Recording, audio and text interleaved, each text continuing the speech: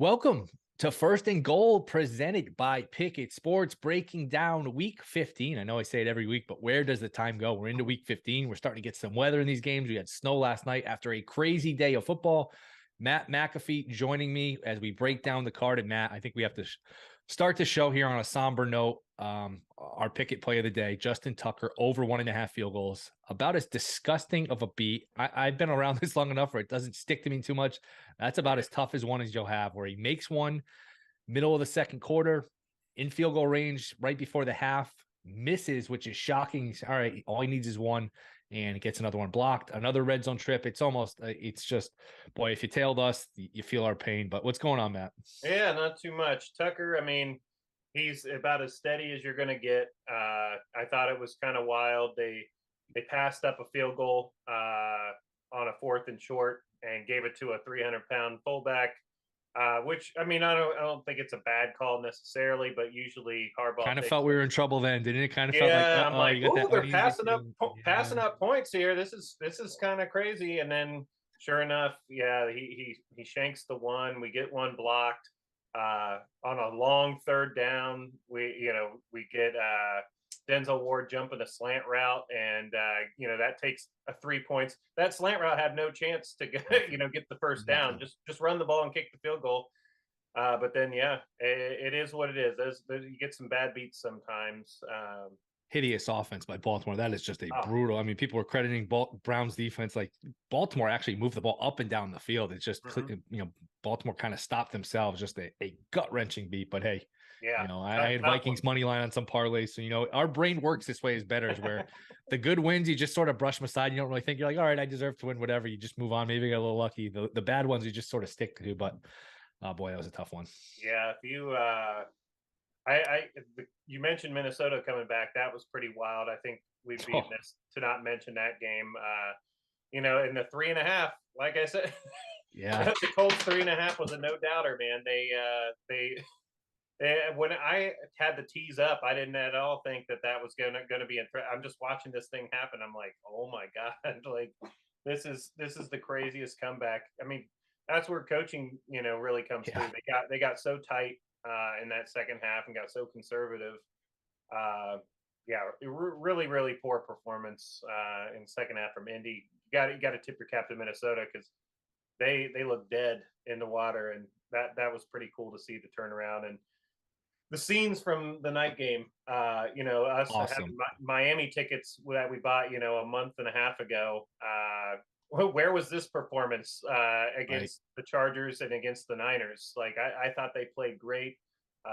Tip your cap to the Bills. They just find a way to win some of these games where they don't have their fastball necessarily, but got to get up 2 scores on them. You know from watching these games, you're the underdog. You let the team hang around where it's a 1-score game, and it usually doesn't end well for you. Got to get up that second score. That 3rd and 1, I thought they really should have ran the ball there instead of, they try to play action. They lost yards. They ended up making the field goal to go up 8, but I think that was the last time they scored. You got to put these teams away when you're on the road and you're the big underdog. Yeah, it was really cool once that snow picked up there, and we got to see all the heavy flurries. What'd you make of the fans throwing snowballs onto the field? I'm normally all for fun. I'm a very fun guy. I enjoy it, but to me, that was like, this is crazy. Like, why are the refs not like doing something about this? And I put a tweet out about it. Like, this. I mean, I obviously nobody's going to get probably hurt. I mean, maybe if one hits you right in the eye and stuff, things like that, it could. But like this wouldn't stand anywhere else if it was. And then we had Bills fans, coming on like, well, Miami, they have direct sunlight on the other. I'm like, we're comparing the sun to snowball projectiles getting thrown at. Like, all right, come on, guys. And they threatened to give Buffalo a 15-yard penalty. I was actually thinking, hey, if I'm in the stands and I'm a Dolphins fan, I'm going to start throwing the snowballs. I'm going to get a 15-yard penalty the other way. Yeah, I have a 10-year-old son, and he's like, well, how do you know if it's the Bills fans or the Dolphins fans? I'm like, exactly. You don't, I guess. But I don't know. How many Dolphins fans live in Orchard Park? No, I know. Probably not too many. And I don't know how many. A lot of Buffalo fans will make the trip to Miami for that game. I don't know how many people living in Miami want to be like, let's road dog this thing up to Buffalo in freezing conditions. So But yeah, Miami now no lock to make the playoffs too, because they're 3 games. They're going to probably be favored in all of them, but none of them are layups. And I remember talking about Miami all summer when you're talking about these teams and these games. I was like, I like Miami. I think they'll have a good team, a good record, but this December schedule is brutal. 3 straight road games, 49ers, Chargers, Bills, and boy, it came to fruition. They lost all 3 of them. And now you go home, but you get the Packers. Okay. I mean, you're home. You should win that game. It's Green Bay, but it's still Green Bay. It's still Rodgers. And then I believe you're at New England, home for the Jets. So I don't know, probably be 4.5 point favorites over the Packers, maybe 2.5 points favorites on the road against the Patriots. And I don't know if they'll be field goal favorites at home against the Jets, but I mean, look, you probably got to go 2-1 to get in here. If they go 1-2, you're going to have to hope for some help. So Miami now is really no lock to be playing into the postseason. Yeah, I think that Miami New England game is going to be an eliminator. That's a playoff game right there. Last one too, Miami Jets could be. Yeah, very well could be too. I mean, we think the Jets probably lose today, right? Not a spoiler. Oh, you're back in Mr. Wilson, huh? Like, I loved the Jets until Wilson came in. Now it's just I had Lions teasers. I guess I could have waited. So I got Lions plus 7.5. I did buy back a little on the Jets money line. Probably be 23-20 somebody. So it should be a good game. And I guess we can get into the games. And I was gonna say, you want to segue right into it? Let's just get right to them, because we could spend a little time on the games yesterday, just because, with 3 games yesterday, a Thursday night game and a Monday night game, there's not as many games as usual, which I don't mind. You know what? It's a little overwhelming sometimes on these Sundays. So now we got a card that you can focus a little more on. And I guess we'll just start here. Lions, Jets, minus 1.5. They've taken some money, total up to 44.5. I would probably lean towards an under here. You give me your thoughts, and I'll sort of chime in with anything in terms of the Jets and the Lions. Yeah. You got to like this defense against the Lions offense. Like, it's kind of this, you got to give Goff credit. He's played well this season, where a lot of times his critics have said, he can't play in cold. He can't do this, can't do that. I think he's, somewhat made strides at quieting those criticisms down a little bit. And now that the Lions have a healthy offense, I'm interested to see. This might be the most dynamic offense that this Jets defense has seen. Like, I mean, they shut Minnesota down pretty well. I would argue that they're probably kind of on par here with this Lions offense. So you would give the matchup probably just the edge to the Jets. But like you said, Zach Wilson, if this was Mike White or even Joe Flacco, I feel a little bit better. I just don't know what I'm going to get. Zach Wilson, they just don't throw the ball when he's out there. Like, and if they do throw the ball, it's just very safe, screen passes to the running backs. They do everything they can to prevent him from self-destructing and beating the team. So I think with that, knowing that helps the Lions. They could kind of press up a little bit, take a little more chances on defense, and not have to kind of worry about it. Catching 1.5, I'm okay catching 1.5 and taking the Lions here. I think they're a live dog here. They could win the game outright, but if this game was, I think it might be a little bit low scoring. I like the under at 44. I know that seems kind of low to be talking about an under. The only game I like the under was the Baltimore Cleveland game yesterday, and that got pretty comfortable. I could see a similar game. Maybe a 17-16 kind of a game. And if you're catching the 1.5 with the Lions, I think you're in a good spot here. I would lean towards the under, just because I think they'll be very conservative with Wilson. I think for as well as Goff has played, outdoors is a different story. The weather's not too bad here in the Northeast, but still it's not perfect throwing conditions. He tends to do well against zone. Jets are going to play man. And remember, Robert Saleh knows Goff from the NFC West. And if you remember, those 49ers teams always own the Rams. The narrative, Shanahan owned McVay. Not really a narrative. It's sort of what happened. And those are Saleh's defenses, a lot of them against Goff a lot of the time. So something to keep in mind. I think Detroit's played better on defense, so I don't anticipate the Jets moving the ball at will. I think the Lions obviously have moved the ball against these bad defenses, but it'll be different against the Jets. So 44.5 here at FanDuel. I would look for, 23-20 would get you still just under. I don't think that, I can see it 20-17, 20. I think it'll be close. I think it'll be relatively low scoring. So I'd probably look towards an under in a huge game, because the Jets have lost 2 in a row. This is a game they kind of need. Lions creeping back into the playoff race. This is a game they kind of need. Lions plus 240 or so to make the playoffs. Would you take a shot on them, or would you just play it game by game if you had any interest? I think game by game. Yeah. Yeah, or maybe just take if you really want something, maybe grab some Dan Campbell, Coach of the Year, something like that. Like I we just talked think about it. Sirianni at 15-2 is going to win. I think you're right, but if he gets it, man, are they gonna freeze Hurts out of these, or do they give him both?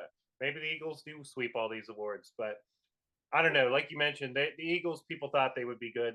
The Lions, getting the Lions to the playoffs, my gosh, like Right. that's that's like Well, going. they had a little hype in the summer too, and Yeah, a little bit, I guess, but I certainly don't think overachieve. I think six yeah, and a half, seven was their win total. It's going to be hard. If one guy's 15-2 or 16-1, and the other guy's 9-8, it's going to be hard. I know the narrative. It's still going to be hard, I think, for the nine yeah, and eight guy to get it. you're probably right. Yeah, it's I don't know. The NFC's wide open, man. It's hard to handicap. These teams are all pretty close, and as we could see, like the Vikings, who are near the top of the NFC, go down 33-0 to like a mid to low tier Colts team in the AFC. So I think there's a really pretty heavy imbalance between the AFC and the NFC when you talk about the really good teams. Yeah, NFC's we may have two or three teams that can make some noise, but outside of that, like it's a lot of average teams, and I would put the Lions kind of in there.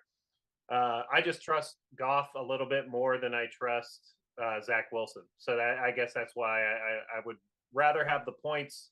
Um, and if I get beat, I get beat. I'm okay with it. I probably won't lock myself in on a play here. I am kind of talking myself into some unders potentially.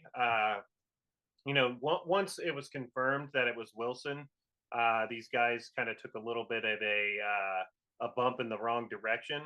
But if you look at guys like Garrett Wilson and things like that, I think he could have a quiet one.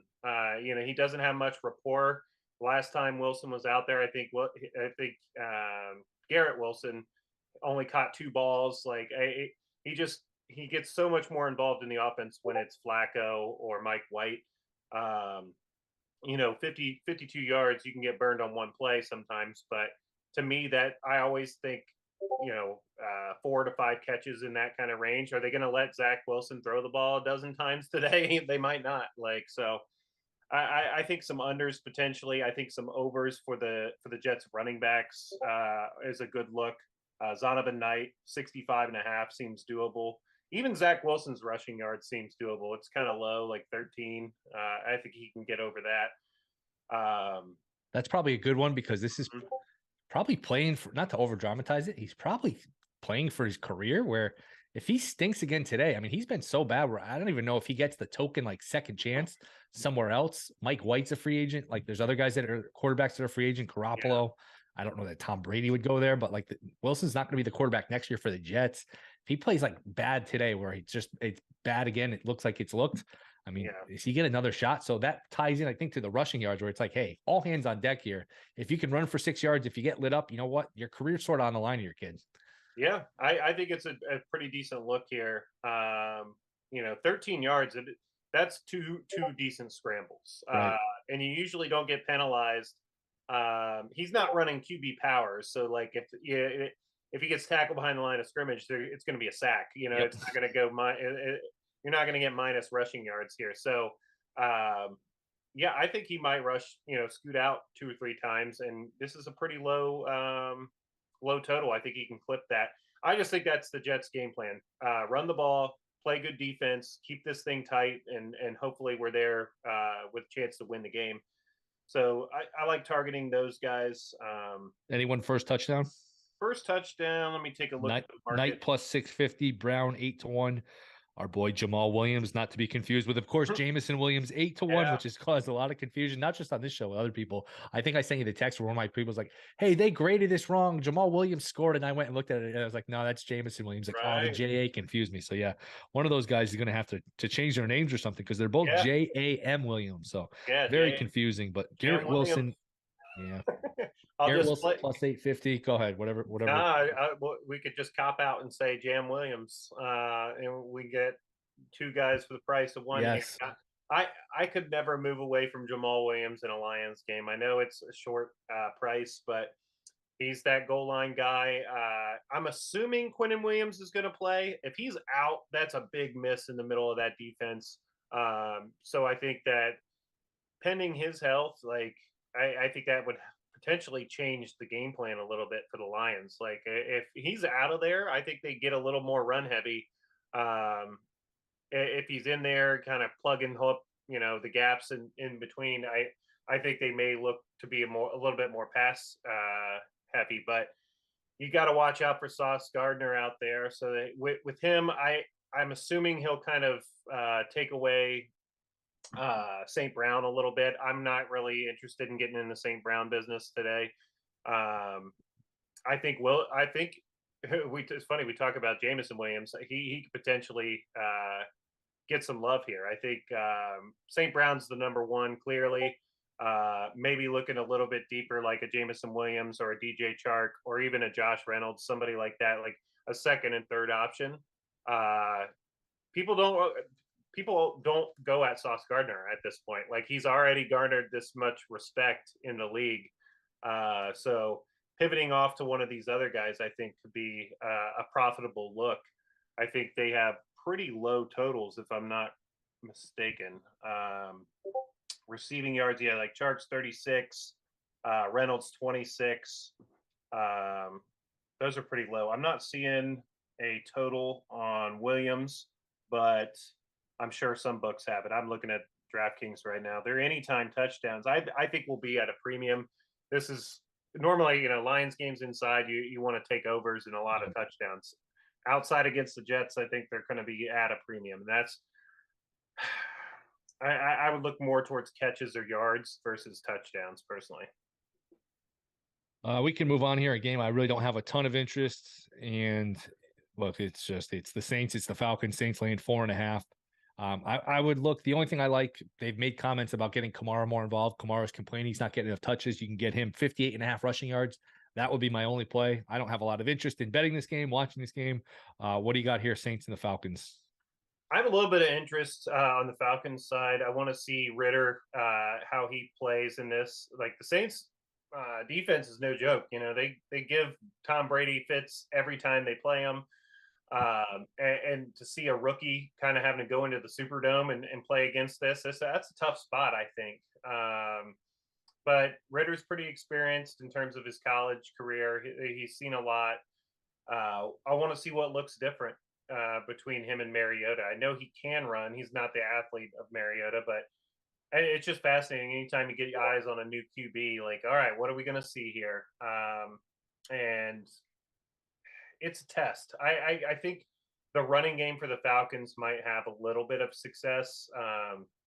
I don't think you want to have Ritter out here throwing the ball 40 times in this environment. So potentially looking at some of the running props for the Falcons. I was looking at you mentioned Kamara. I think he can have a decent total yards day. Like I think his total prop is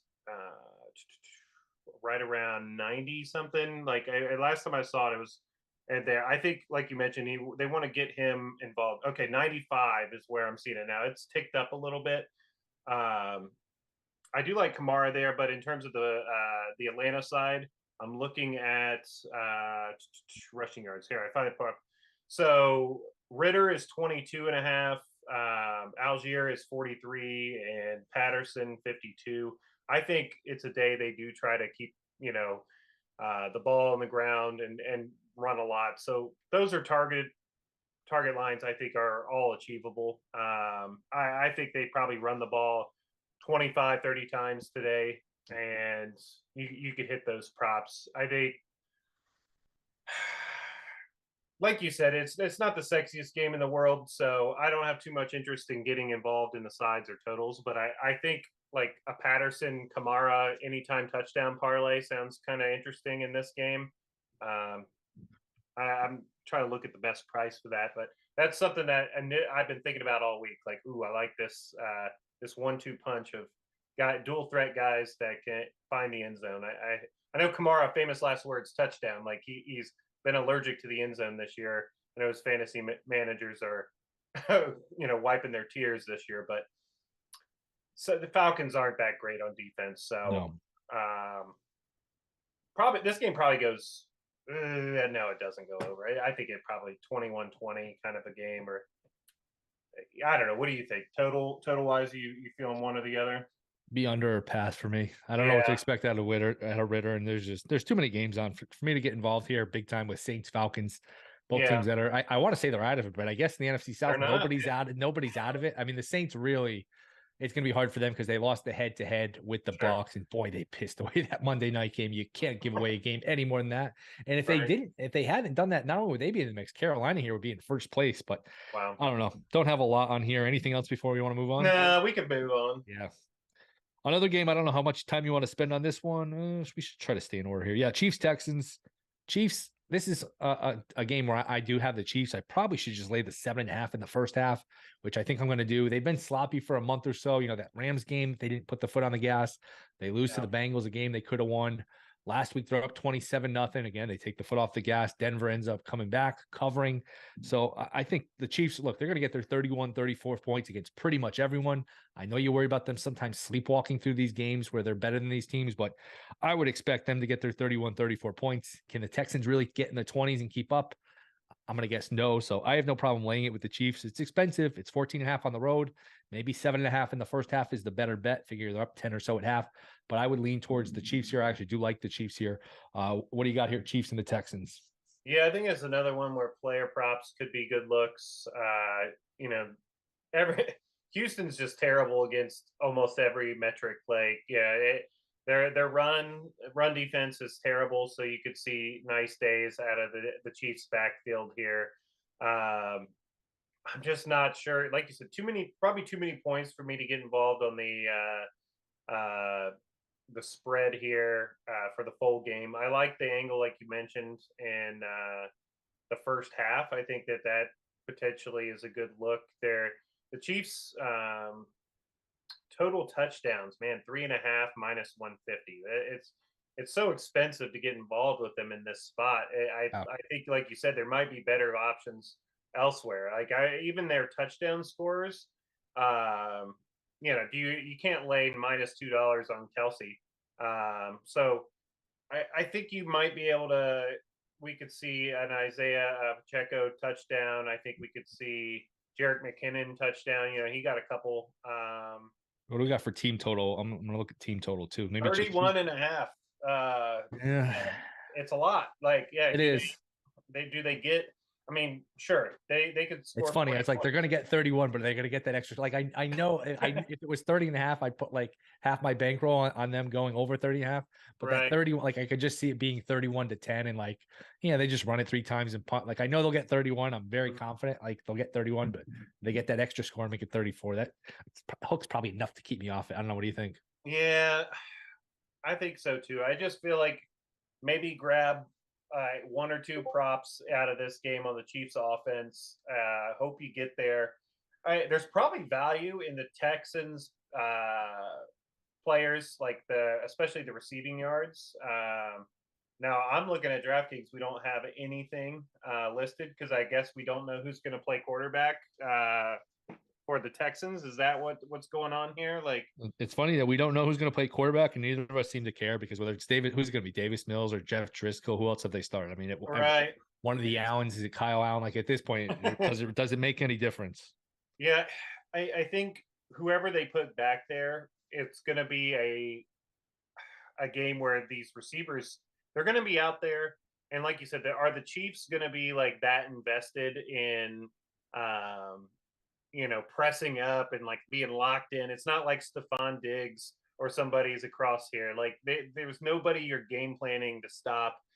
It'll be just kind of vanilla looks on defense, I think, and so you might see some guys like Moore and Rogers, some of these pass catchers for the Texans, when they ever do put up their props, there might be some some value in their overs because yeah, people aren't rushing to bet Texans skill position players. So these Right. lines, whenever they drop, they're not going to get beat into shape. So there could be a bad number, and a game script like you talk about. If Chiefs are up 20 points at halftime, why you might as well just toss it around the yard a little bit, and you can get some garbage time stats and maybe cash an easy over on one of these guys that honestly nobody's going to be. People are going to be betting Travis Kelsey props, Patrick Mahomes props, maybe Juju or um, Tony, stuff like that. Like I don't think a lot of people are going to be looking on the Texans side of things, and I think that's where you may be able to grab some value. First and Gold, presented by Pickett Sports. Download the Pickett app. It's free. Helps you with all your bet tracking, line shopping. See bet splits. It's a must-have tool for better. So Pickett Sports, download their app. It is 11:30 a.m. Eastern, so we're starting to get some inactives here. It is nothing too noteworthy, but Javon Walker, Travon Walker. Javon Walker was a wide receiver for the Packers. Packer, Travon I was going to Walker, say Javon yes. Walker's back. I remember him. Packers could probably use him with their receivers, but Trayvon Walker, the number one pick in the draft, is inactive for the Jags. So that's I don't remember reading that. I don't know if that's a little bit of a surprise. So we'll keep an eye on anything noteworthy in terms of the inactives. Marshawn Lattimore is inactive for the Saints. And we have the World Cup here where Argentina is about 20 minutes away from holding up the trophy as they are minus 3,000 on the live line, which tells you all you need to know is this has been kind of an anticlimactic World Cup finale here. So we move on here. Anything, just like a word or two, first touchdown, anything, Chiefs, Texans, anyone catch your eye? I think I would take a flyer on potentially a lower guy down the Can we Chiefs. get a Mahomes one? Mahomes hasn't done it all year. Mahomes, what's his? I'm seeing 16-1. That's 22 to okay. 1 at FanDuel. FanDuel 22-1 at FanDuel. It makes a little bit of sense. Watch it be Noah Gray or Jody Fortson, one of these backup tight ends that Andy nobody's Reid going to draws have. something out of the back of his playbook. Yeah. Yeah, like what was the last the Bills backup tight end who got Oh, the first who is touchdown that last guy? night? I can't. It was his first touchdown of the season. I know that he. So it seems like sometimes there's always value in like these tight ends. I know I beat the drum all the time that they're always open. They usually get like a linebacker or somebody that's just not a good matchup for them.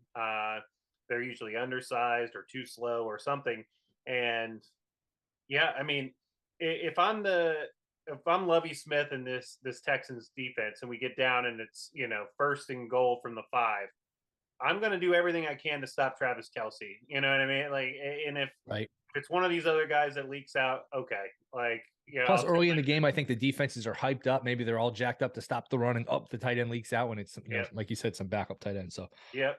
All right, something to keep an eye on. Eagles Bears, again, not a game I have a ton on. Eagles are a good teaser piece at 8.5. You could tease them right down to 2.5. Just got to win the game by a field goal or more. Hey, you could talk me into that. Eagles do have Dallas on deck, so maybe a look ahead spot. In terms of the points, I'd probably take the points with the Bears, but if you're going to tease it with the Eagles, I wouldn't have an issue with that. I think that's probably a good bet. What are your thoughts here? Eagles and the Bears. Yeah, I mean, I think this game, the Eagles, as long as they are up for it, and I guess that's the thing that you got to worry about. They do seem like they're motivated and they're not going to take their foot off the gas. The Bears are a team that people, for whatever reason, they do kind of look past and they do jump up on people because you just can't game plan for Justin Fields' speed. But the Eagles might be in an advantageous position here, and one of the unique teams that might, seeing Hurts in practice, you might be like, okay. And I don't know how much Hurts takes off in practice, probably not much at all.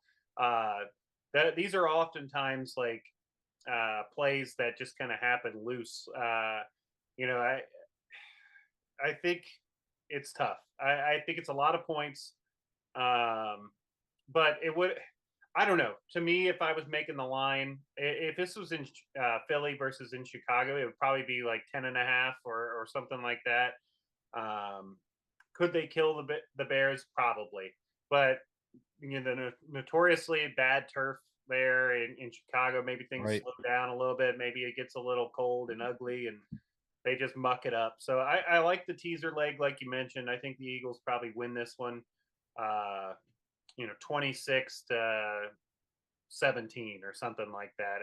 I think you can You could probably cover this number, but why even open yourself up to that? Put it on a teaser leg. They're going to want to handle their business here. There's not enough on the Chicago side that scares you. Um, but yeah, I would say Fields and Montgomery and stuff like they might have a nice day. The Eagles, I guess if they addressed it a little bit in free agency signings, and they're trying to shore up that run defense. Maybe that's where the Bears have some success. It's also where I kind of think the under might be helpful here. You got two teams that both don't mind running the ball. Yep. You might have a kind of a Bears running have, clock. Bears have been an over team, but I had that same thought.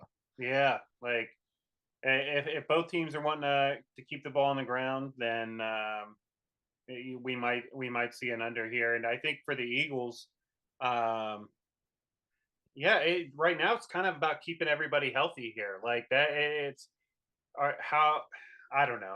It's a very tough game. I'm all over the place, as you can tell. I don't like this 8.5 number. I think you're on the right track. Just tease them down, and you're going to be happy. Just quickly, first touchdown. Sanders, the short shot, plus 500. Anything you take a look at, or is it a pass? You know, I'm trying to look through here, see if I can find anything. Is Dallas Goddard back for this game? I don't believe so. No. Okay. I didn't think so either. But While you look, I'll just make the point that I've made all year where, boy, I've done well in the past years on first touchdowns. Yeah, I just find very hard to find value in this market now where you just look, there's 7, 8 guys that are 10 to 1 or lower. I mean, yeah, Sanders, Hurts, Brown, Fields, Devontae, Montgomery, all 10 to 1 or lower. It used to be you get 1 or 2 guys under 10 to 1, then you get some 15, some 20 to 1s. With it becoming more prevalent, more popular, I think this market is just really shrinked where it's just so hard to find value here. Yeah, it is really tough. Yeah, he's not going to be activated for this game. Yeah, there. That's why I was confused. I didn't think he was, but DraftKings is hanging a number on him. It's Uh, nice of them. yeah, let's get to that. Hey, take this Dallas Goddard bet, and Yeah. we'll avoid it. But I mean, I don't know. Somebody's asleep at the wheel here, but I think I like the idea of taking the Justin Fields. I think 10 to 1 or so. It's viable. If the Bears are going to do anything, they're going to try to punch early here. Um, so if yeah, I guess that would be my one and only play. We can move on and we can go pretty Yeah. quickly here because we got a little over 20 minutes to get through, I don't know, 5 or 6 games. So we can start to tighten it up a little bit. Panthers, Steelers. I think the Panthers probably win a close game. You could talk me in. I would like the Steelers on a tease. I would like an under. I think this will be an ugly 20-14, 20-17 type of game. I like the under. I like the Steelers on a tease. Panthers still alive for the division. Matt, anything you have an action on in this game? I think this is a game where you could just grab the Pittsburgh Steelers money line and you'll be happy. I think, like you said, it's a decent teaser leg, but Sam Darnold going up against this, it's not the steel curtain, but they have a pretty solid defense. Watt will be chasing him around. Minka's back there to get an interception if you need to. So to me, I like the look of the Steelers here. I think this is a game where for them, their slim playoff hopes. I think they are technically still alive because they've got like a lot of division games left. They could somehow squeak in here, but also they're going to want to try to win these games to keep that Mike Tomlin record intact. So, yeah, I think grab the Steelers here on the money line. I think they do win this game. Player prop wise, I mean, trying to find a little bit of value here. It was funny. I was on the Panthers running back. Yeah, I loved Foreman last week in Seattle, and it was the second and third string running backs got rushing touchdowns for me. So I thought that was pretty fun. Foreman, he could have a good game, I think, but I don't know. I'm looking around here trying to find some lines that are attractive. I don't see anything too crazy. I mean, Chuba Hubbard 33 seems kind of low to me. Najee 56 seems a little low, but to me, this is an under game too. I think Steelers win this thing. 17-13 makes sense. Mitch doesn't give you a ton of confidence either. He might turn the ball over as well, but I think you can play a TJ Watt sack as an individual prop. Shop around for your best price there. You're not a total guy. I know you don't play a lot of totals. Isn't this just a good underplay? We I talked the same way through the Browns Ravens, and I didn't end up playing it either. I felt dumb because it was like we both just sat here like, oh, it's gonna be low scoring. Maybe we'll look at it this way. It's like sometimes the easy answer is the correct answer. It's like, you know what, just take the under. This might be one where you just, and I don't have it in my account, at least not yet, but this might be one where you just, hey, you just take the under. If you beat me, you beat me. Yep, I think so. If Sam Darnold and Mitch Trubisky go out here and light up these defenses, then you tip your cap. Like, right. Now a defensive special teams touchdown, you're all of a sudden like, oh, here we go. Like Steelers have got 14 points on special teams. Right. Like, way to go. I think that's a good thing. I don't play a lot of totals. I really don't. For whatever reason, it's just not a market that I get crazy involved in. It's probably a bit of a blind spot for me. Like you said, like we could talk ourselves into it. We can make the narrative make sense. But actually locking it in, like it's kind of like minus 110 to take an under here. Is this like, am I this guy? Like, and I don't know if I'm that guy. Like, there are profitable. It's probably pretty profitable this year too if you just blind bet unders. A lot of ugly games, ugly scores, bad quarterback play. And I actually gave this out as a play. I forgot. I liked it. I didn't remember if I had this in the account or do. I actually do have this in the account under 37.5. I'm okay with it. 20-17 final. Somebody wins. Great teaser leg. So I think we covered that one. This is a game I really like too, and this is an important game really for both teams, even more so for the team I like, the Jags. It's down to plus 3.5. It's taking some money. Lawrence has played well. You never trust them to put 2 good weeks back to back, but hey, good weeks back to back. Good performances after they played well last week. And they're sort of a on and off team, but I like them here. I kind of think they upset Dallas. I think this is a pretty good matchup. Dallas offensive line's beat up. Lawrence has played well. Jags still alive for the division. So I will take the Jags plus the 3.5. There were 4s and 4.5s all week, but I like the Jags. What do you got here, Cowboys, Jags? Well, part of me is like, Parsons made a lot of noise this week. And I don't necessarily think what he said was wrong about, Hurts in in this Eagles. Kind of, he's just driving this, ready-made car that's so good. Like, I guess it is shade at Hurts, but that's dominated the talk. Cowboys talk is always dominating talk. It's like, we're signing Odell for the playoffs. We're talking about the Eagles. Like, to me, there's always distraction at play here, and this could be a spot where the Cowboys are kind of looking ahead, and the Jags might be able to sneak one on them. Like I said, Lawrence is playing a lot better. Would it shock me if they get an upset here? No. I think you could tease the Jags up. I think it's a good teaser leg. I think you push them up through the 7, 7.5, 8. Like, I don't think Dallas will go there and beat them by double digits. I really don't. I think this Cowboys showed it last week against the Texans. Like, they're not dictating this game. They should have beat the Texans by 30. But they just didn't. And the talk, we just got to win. You're not going to blow everybody out. Things like that. Like, the Jags to me are that look ahead kind of spot where they seem like they're already got eyes on the Eagles in the playoffs. So I would get involved at Jacksonville here. Props, there's some good value in these props today. I think it's hard to not keep going back to like. Did France just tie this game? Oh, I don't even have it on, man. I've got to have to take a look here. Did Mbappe score in 80 and 81 minutes? Yes, he did. Yeah, it's 2-2. Oh wow, we set up a grandstand finish. So wow. I do have a draw ticket on a plus 200 draw. So yeah, mine was for the first half. My goodness. Oh man, that pulls that out of the fire there. That's pretty wild. Yeah, Mbappe 2 goals within 2 minutes. Is this going to take the golden ball away from Messi? No, I don't think so, because he's already scored a goal today. And you look at it like, it would take the golden boot away from Messi, but the golden ball will be, I think, is firmly is secured. But yeah, that's huge. Now, if he scores a third here and France win, maybe we've got a conversation. But I think the golden ball, it went to Modric last time, and he was on the losing end. And his statistical output wasn't near what Messi's has been in this tournament. And I think people just saw Messi backpack this team all the way to the final here. So yeah, that's wild. I might have to turn this thing on here and watch the extra time. And I was actually just going to mention when the live line, I saw the live line literally less than like 3 or 4 minutes ago. It was 25-1. I was like, boy, that's not nearly enough. 25-1. I know crazy thing happens, but my goodness. yeah, yeah, that's pretty wild stuff, man. I mean, it's epic. Yeah, hopefully we can get 10 more minutes here. Plus, there's always going to be crazy stoppage time in these matches. Wow.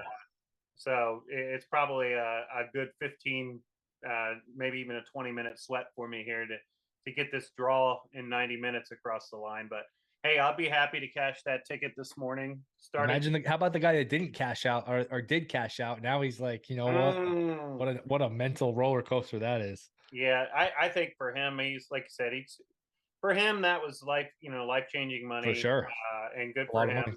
Yeah, I think I would have sat back if I was him and maybe popped a few dollars on a Messi goal, things like that, just so um, you can sit and still watch the game. But I don't know. Do you even watch the game at that point, or are you just you'd be so disgusted in yourself either way? Like, because even if okay, it plays out and Argentina are up 2-0, you're probably like, whoo, I can't believe I Right. dodged that bullet. But now you're just watching this and you're like, you just put yourself through stress for no reason. Right. You know what I mean? Like you already made the decision. I'm cashing out. I'm just not even going to watch it. Just I'll catch the score at the Well, end. like you said, and for people who don't know, we're referring to the guy who had the massive parlay where all he needed was what he France, needed France to win the World Cup to win how much? $600,000-700,000. yeah, like And 600 grand. he took a cash out for 258, which look, they rip you off on these cash outs, but he's got the 258K in his pocket. So I Yeah, don't know. Like you said, he could have taken the cash out and just reinvested, I don't know, 50K or something in 10K, 5K, whatever he wanted to put in on the side he liked and go from there. But fascinating game. I was just saying there's an anticlimactic final that has turned. That is an old take to expose. So we'll keep an eye on that. And we'll just get through the rest of these games here, another 15 minutes or so. We can go super quick on this. Cards, Broncos, down to 36.5. This is about as low as it gets for a total. If you want to tease the Cards, go ahead. Broncos defense still very good. This is, I believe, Colt McCoy and Brett Rippon. With all the games on the board, this is not a game I'm going to watch, not a game I'm going to bet. Anything to add on this one before we move on?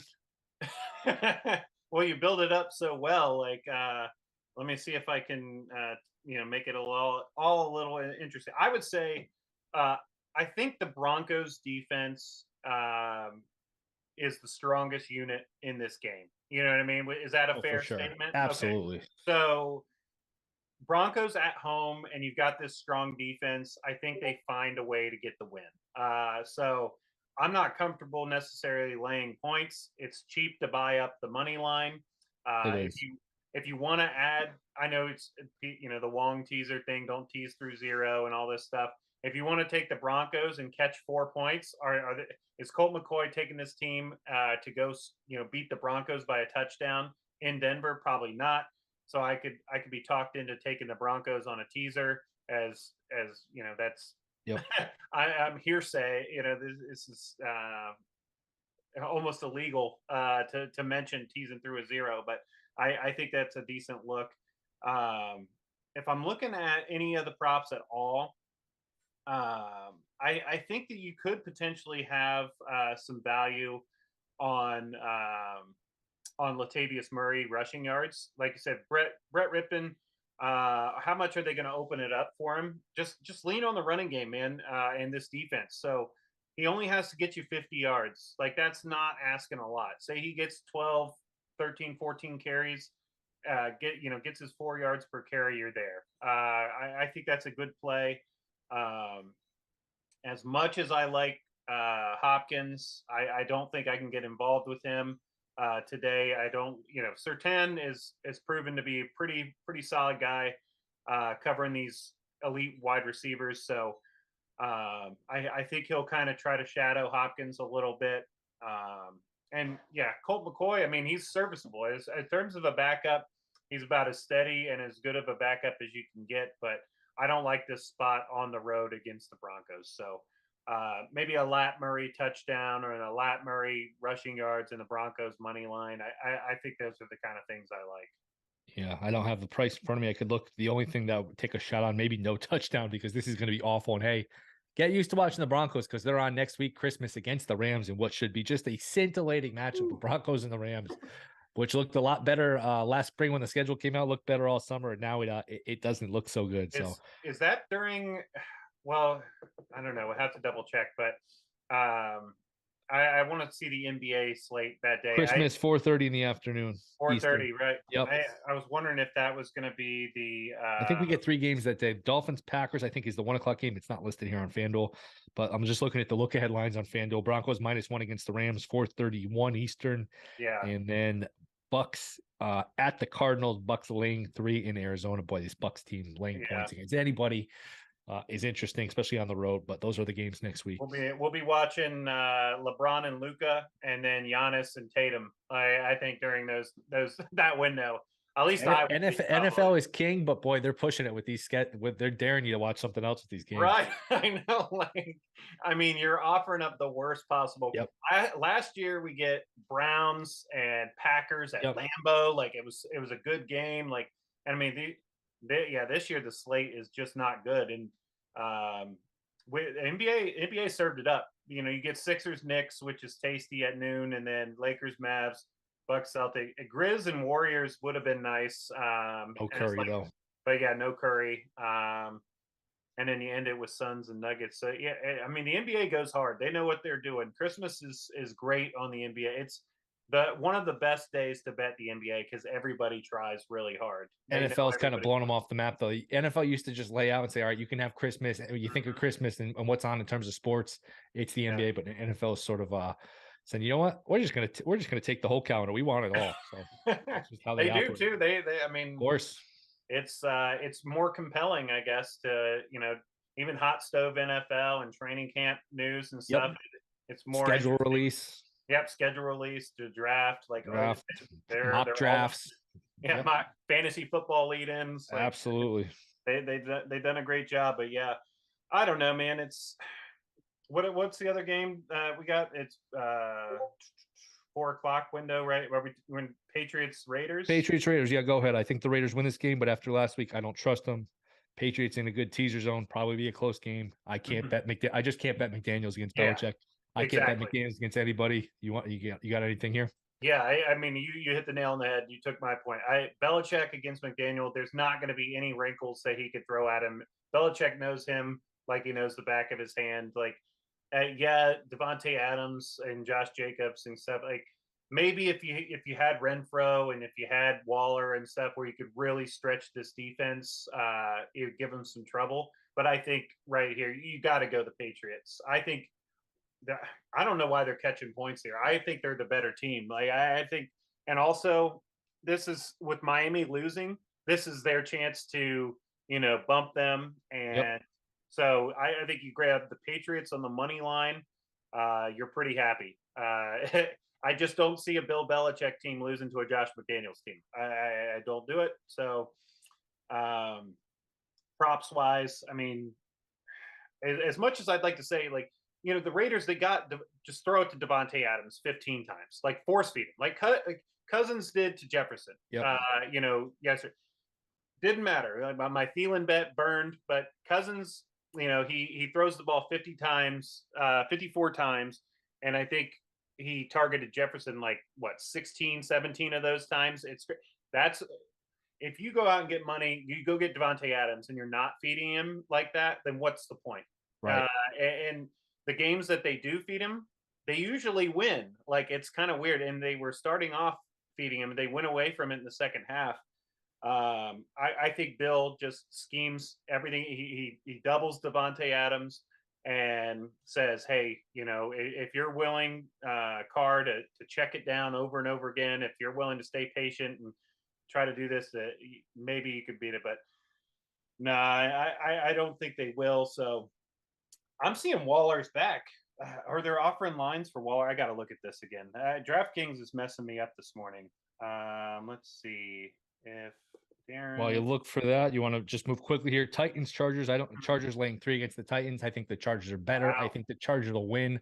I never trust the Chargers to cover, whether they miss a kick, Mhm. back, or I just never trust them to cover when they're laying points. So if you want to put the Chargers money line in with something, that would be my lean, but not a Yeah. game I like. I don't like this Titans team. I don't like the Chargers laying points. So not one of my plays here. Yeah. So sneakily, the last note, I missed this yesterday with all the other football going on. Raiders did activate Renfro Renfro in, and yeah. and Waller. So that actually might change things a little bit. That makes sense why the Patriots. I'm willing to move a little bit from a play on the Patriots to a pass. Like Yeah. that for me. Having those two guys out there, it's significant for Carr because you have to pay attention to these guys, and these guys are both first down machines, which will help keep drives going. Um, yeah, for me, it moves the game into a pass territory. Okay. So we could switch over to the other game. You said the Titans game, right? Titans, Chargers, you can have it. I'll watch it. Maybe I'll Yeah. jump in something live, but I'm just not laying points with the Chargers. I don't like this Titans team. I You haven't all mean year. the Chargers laying 3 points like they do every week? Like, what? This doesn't Right. interest you, huh? The Titans are kind of in a free fall right now. They So, are. but why? I don't know. It's kind of a weird spot. Like, do they lose another game?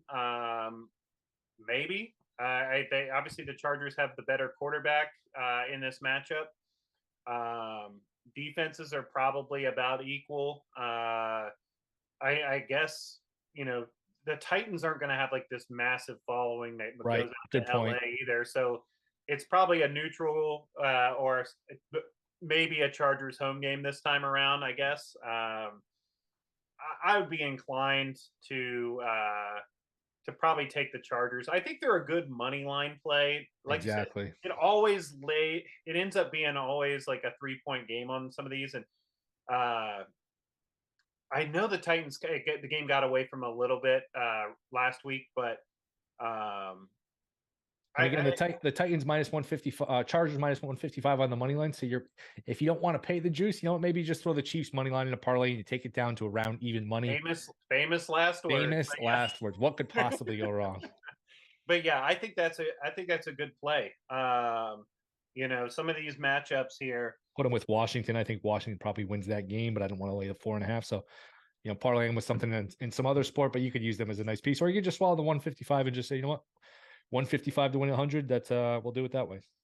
Yeah, I feel like there's a big money line parlay out there today. And I've looked at a few things where I was to me this Chargers Titans is close enough that it's okay. I'm okay passing on. Like I think their value in player props. Derrick Henry, of course, he probably gets his 100 yards today. Herbert, he probably gets his guys involved. I think Eckler and Henry, like the little touchdown parlay, will be a popular look, especially in the late window when we're all chasing our losses from the 1 o'clock window. It'd be like, all right, I'm going to be on Eckler and Henry to get their anytime touchdowns today. So that'll be the game that people are probably target. I don't know, Bengals Bucks. On paper, it looks sexy, but like I'm just not sure. I think these defenses probably take this next game over. So I'd be more inclined to get involved on some Herbert props. Yeah, it's tough, man. Tough one. You got me cornered. I do like the Chargers to win, so put them up with the Eagles or the Chiefs or something like that, and I think you're all right. Bengals, Bucks, the 3.5 on the road scares me. Bengals certainly look like the much better team. They're playing much better.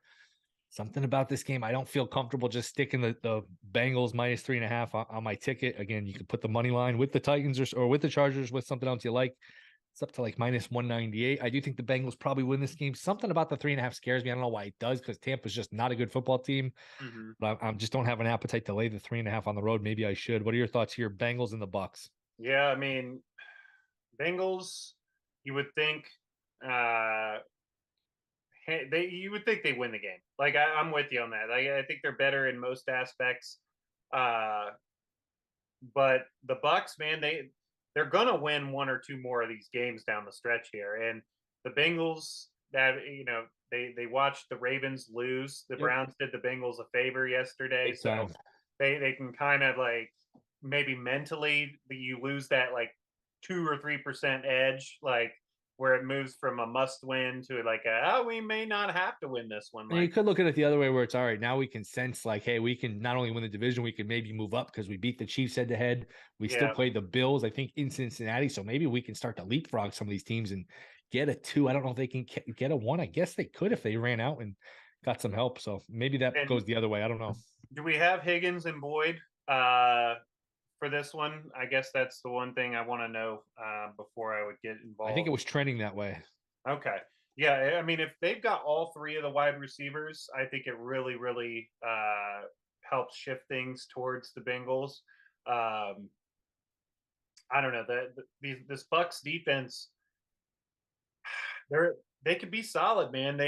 What they do to like Patrick Mahomes and people like that. Yeah, they sit 2 safeties deep, and make Burrow keep checking it down over and over and over again. So maybe it's a Tyler Boyd kind of a game where he just has 6 catches for 70 yards, and Joe Mixon, he gets involved a lot, running the ball, maybe catching some passes. P Ryan seems like he's got a solid role in this offense too. I'm looking at potentially some receiving props here because I don't want to just say numbers and Right. not have any stats behind it. So like P Ryan, 15.5 receiving yards, that makes sense. Tyler Boyd, 36.5 receiving yards, that makes sense to me. I think the Messi almost won it, by the way. Messi just missed a golden opportunity, man. Oh, really? Wow. Also, we are into full time. Okay, Yep. full time. I did cash the 90-minute draw. That's great. Plus 200. It's a fun little cash to start the day. But yeah, I think that the Bucks will say, hey, we're not going to let Jamar Chase run past us. We're not going to let T Higgins run past us. So Burrow, be patient. Take these check down throws. Um, I'm not seeing a line on a here. Let me look at these receptions. Yeah, Tyler Boyd, 3.5 catches is plus 120. That interests me for sure. P Ryan, 2.5 catches. I would rather take his yards, the 15.5 yards, I think, versus 2.5 catches. But yeah, looking through, if Cameron Brate is back, his catches are 1.5. I think that's interesting to me. Bengals secondary is really the strength. They got two good defensive ends and a really good secondary. So potentially same kind of thing for Brady. Like, hey, let me check it down to Cameron Brate and Kate Otten and Rashad White and uh, Lenny Fournette. Like, I think this is a game where the under could be in play here. Here we go again talking unders, but it's like with both teams, like this has a lot of playoff implications for both teams. I think just naturally it's going to be kind of a conservative game, and so I do think I'm inclined to go that way. I don't know. I no super strong feelings either way on any touchdowns or first touchdowns for me. I think if I had to go somebody, um, man, when I look at it, this value, Burrow will maybe get a little sneak. Julio, 25-1. Brait, 28-1. Somebody there's some value in this game. I think a little bit deeper down the board. Gage, 30-1. I'm seeing. I don't know. Any of those guys kind of sound interesting to you? Gage is interesting. Yeah, Gage is interesting. Burrow's run a little bit. Burrow would be interesting, but I was on Burrow last week. I thought he would use his legs a little bit more than he yeah, did, but yeah, I guess he uh, didn't really need to take off as much. But yeah, there is some value a little bit lower. I don't want to go to Chase Mixon at 5-1, guys like that. Like we've talked about in every game, there's no value going at the top of the board. Um, but yeah, Rashad White, somebody like that, 10-1. Samaje P Ryan, 18-1. I could be interested in those kind of guys at those prices. All right, finishing up first and goal presented by Pickett Sports. The final game of the day, Washington. I like them in the spot. I'll be on them in some capacity, whether it's Giants team total under, throw them in the money line. Not Mm-hmm. crazy about laying a 4.5 in a game with a low total, but if I had to, I probably would. I just like the spot. They played the Giants a couple weeks ago, then they had a Yeah. bye. Now they play them again. So this is a scenario where they've done nothing but think about, prepare for, get ready for the Giants for basically 3 straight weeks. And the Giants didn't have that advantage because they had to play the Eagles last week. So not only as Washington, they get the late bye, which is also helpful in terms of the rest. It's a Mm-hmm. very good time for the bye. There's the preparation advantage. And when you've seen the Giants already and when you've prepped for them, I think they become even more limited because they are so smoke and mirrors. They are so gimmicky where you've Yeah. seen all their tricks, you've seen all their misdirection. Now you can sort of sit on it. I have a hard time seeing the Giants move the ball in this game. I'll pull up a team total. It's probably in the high teens, something like that for a team total. I would look towards the under. I think Washington finds a way to win this game, and whoever does win this game has the tiebreaker between these two teams. So this is Mm-hmm. basically a winning in for the Washington football team, and not as much for the Giants, but this is a huge like whoever wins this is probably going to the playoffs. I would Yeah. lean towards Washington winning the game. And I would lean towards a Giants team total under here. I don't know why I'm not seeing a team total, but what are your thoughts before we get out of here? Washington and the Giants. I'm with you on the Commanders. Strength to strength. If Young comes back, he's obviously they've been trying to get him ready and get him back in. It feels like for a month now he's been able to. They're like he's trending towards playing, and I to me this is a great spot to bring him back. Home crowd, playoff game. Uh, it's just to me. I like the Commanders a lot in this spot. I think for all the reasons you said, they've got the rest, they've got Giants coming off of a tough game. The list keeps rolling of advantageous spots and why you would like the Commanders here. Should be a good crowd tonight, I think too. They get up for this game. I Yeah. know they don't like going and supporting Dan Snyder and putting money in his pocket, but they can't help themselves. It's such a good fan base that they're getting a little bit excited here, and who could blame them? I don't know if I'd lay the 4.5 necessarily. I think it gets me a little uncomfortable. Like you mentioned, they're a good money line play, um, props wise. I think Under 17.5 for the Giants is the total, and that's going to be a play for me. I don't look if you're the Giants, you get to 20 points and you beat me, yeah, but yeah, I'll go under 17.5. I can dig that. Daniel Jones, 28.5 rushing yards. I would say over. With this defensive line, if it's Payne and Allen in the middle and Sweat and Young chasing him, like he's going to be running for his life. Like you said too, there's a lot of smoke and mirrors. They got to get him involved. It wouldn't surprise me at all if he runs the ball, 7, 8, 9, 10 times.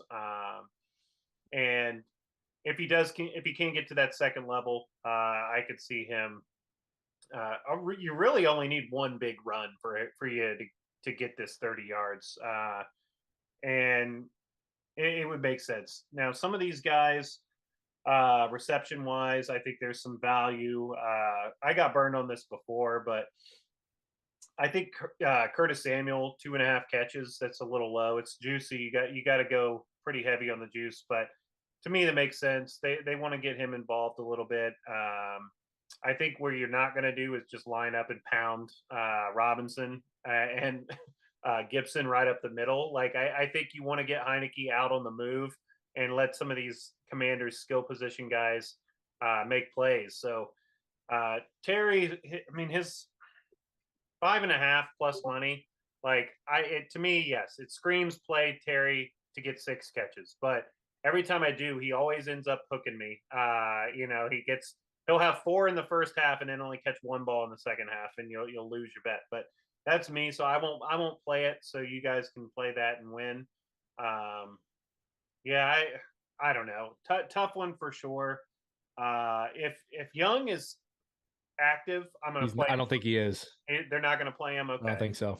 And I always want to get involved in the Young business when he's out there. He just has so much speed that these tackles Plus, he He just can't runs really up the field and tries to get sacked. He has no interest in like right. playing Yeah, the game. He just yeah, wants to go. He just exactly. wants Like the cash is over. I love that about a guy. Like I mean, players that are mindful of their stats, like, are the guys you want to get involved in their bit. Yeah. The unselfish guy that's going to stay home and take the block or stay in his lane, Go like that. down at the 1 yard line when he can't score. Yep. Right, like yeah, Singletary touchdown owners last night. Like Yeah. you have a ticket, and he's walking into the end zone and goes down. You're like, you just want to freaking bash your head against the wall. But yeah, I mean that happens sometimes. Some of these guys, they'll break through, and they're about to like the Niners running back, the guy that backs up McCaffrey. He was going for the touchdown. You know what I mean? Yeah. Like at the, but some of these guys are, yeah, I don't know. Young is that guy that, yeah, he lacks discipline. It's just like, I'm going to be a freak athlete, and I'm going to try to go kill the guy across from me and get the sack. So I love betting on him when he's out there. And then because the other guys too are good, like the other guys across this defensive line are good, so you can't truly like double team any of them. You have to kind of stay disciplined here. Maybe chip him with a tight end or a running back type of a thing. But yeah, I don't know. I'll probably dig a little bit deeper once we have the actives and inactives for tonight, and we can and truly decide. But I think there is a little bit of value here and there. Saquon catches 3.5. I think over, especially if the game script, like you said, he's not. I'm done playing his receiving yards. Oh, it's yeah. Forget it. It's weird. Danny Dimes, they run a lot of design passes to Saquon because they want to get the ball in his hands. But the problem is they're never accurate. So he's got to like stop running, adjust, make this spectacular catch, but then he has about a half a second to do something with it, and the guys are on him. So plus the defense is keyed in. They know it's Saquon. It's like Saquon. You get off the bus all week. Saquon. Like at some point, it's hard to fool everybody. It's throwing the same pitch over and over again. People are going to be sitting on the same pitch. Yeah, I mean, your eyes are on 26. He's the guy that scares you in this offense. So, so one of these other wide receivers or somebody like a Slayton or somebody beat you, I think you're okay with it. So, right. I think that might be my play. I'd be a Barkley catches over guy today. I would be a Danny Dimes over rushing yards today. And I think I might get involved in the Curtis Samuel catches business too. All right. We covered it. That'll pretty much do it. Went a little longer than usual. We appreciate everyone listening. Just a quick recap. I'm on the under 43.5 in Lions Jets. I'm on the Chiefs minus 14.5. I'm on the under 37.5 Pittsburgh in Carolina. And then I'm Jacksonville plus 3.5. And I'm going to add Washington and the Giants team total under 17.5. Matt, what you got just in terms of a recap? Oh man, you're putting me on the spot here. You can just post them in your channel. It's okay. Yeah, I'll probably post them in the channel here. I got to get a few finalized. I might run back that 3-team 8-point teaser that worked out for us yesterday, and I'll throw the Eagles on that. And I feel like I want to throw the Lions on that, and I want to throw the Steelers on that. So that would give me essentially an Eagles pick 'em over the Bears. I would be catching 10.5 with the Lions and catching 10.5 with the Steelers. And that all settles in the 1 o'clock window. I like that 8-point teaser a lot. It'd be even money. It may not be great necessarily, long term. I don't have this massive track record of 3-team 8-point teasers to run data on, but I like these spots in this early window. And pick and play of the day. I guess we'll just go with. Are you all right with? Oh boy, what should we go? How about Chiefs minus 7.5 first half? Hey, I can dig it if you're feeling strong about it. Let's do it. Done deal. All right, Matt, appreciate it. Thank you guys for listening. Thank you to Pickett Sports, Goal Boys.